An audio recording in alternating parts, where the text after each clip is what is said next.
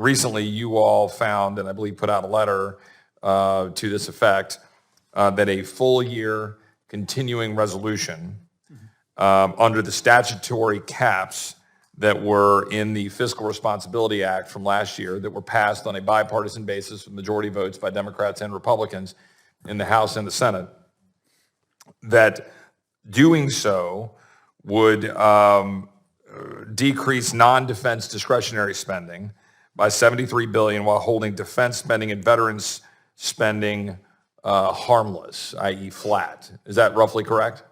Yes, that's correct. And you can see that at the bottom of our cost estimate for for each of these continuing resolutions. And so it is fair to say, without you opining on the merits, obviously substantively in terms of the legislation or the political decisions we have to make, that passing of a continuing resolution, a full year CR, that would basically come in somewhere around the $1.564 trillion level, roughly, that would be significantly lower than the $1.59 trillion cap in the FRA. It would be lower, and significantly lower than the current appropriations deal on the table, which adds in additional, again, whatever merit there is for doing so, or lack of merit, that the additional spending that would come in at $1.66 trillion, right? So the point is, just a simple matter of fact,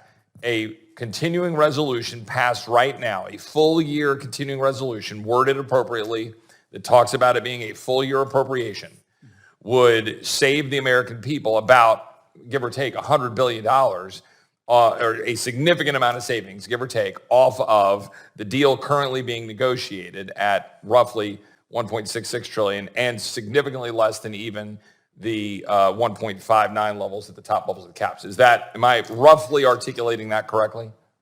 Yes. If it's okay, I want to add just one. So yes. Period. One note is that the legislation now being negotiated, obviously we haven't evaluated yet. Correct. So I can't speak to that. But as a broad matter, you've got it. To the extent that news accounts are suggesting that it would be at the 1.59 plus some additional spending based on whatever side agreements were reached, there would be a materially lower spending level if we simply, as a body, passed CR that adheres to the caps that this body passed by majority votes by House Republicans, House Democrats, and the Senate passed by majority House Republicans. Literally, we will save the American people $100 billion by adhering to law that was enacted, signed by the President of the United States. I just want everybody to know that as these quote-unquote deals are being discussed. Second question is, you and I have discussed, and again, I appreciate your all's office attentiveness and responsiveness. We struggle as a body to get what I would say accurate dynamic scoring on bills when we get out of the kind of typical static scoring that we do here.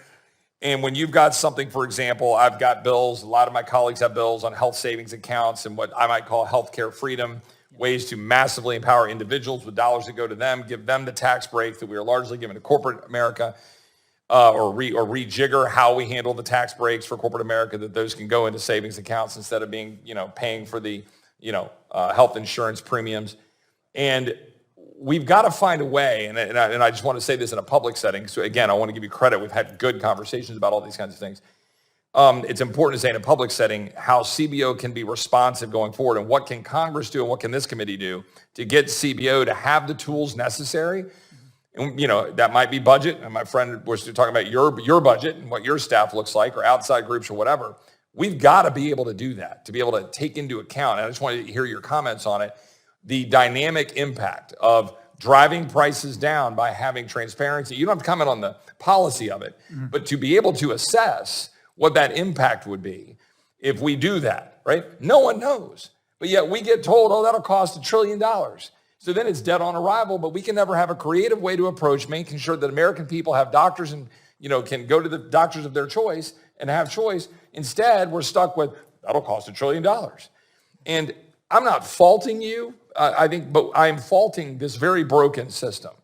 We've got to find a way to break that. So I just wonder if you have any comments on what that might look like besides what I know would be an easy answer, which is more staffing, which I get. But could you comment on that? And then I'll yield back. Okay.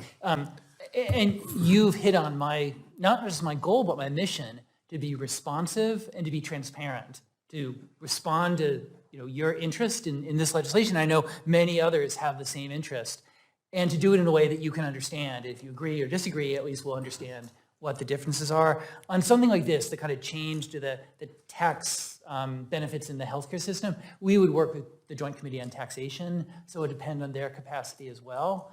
But we have the ability, it's just, the health committees, boy, they keep us busy basically full time. And so we're just constantly struggling to get the water. We call that a hamster wheel, but anyway, go ahead. Yeah. I can get the water level to here instead of here, but we absolutely have the ability. It's just the time.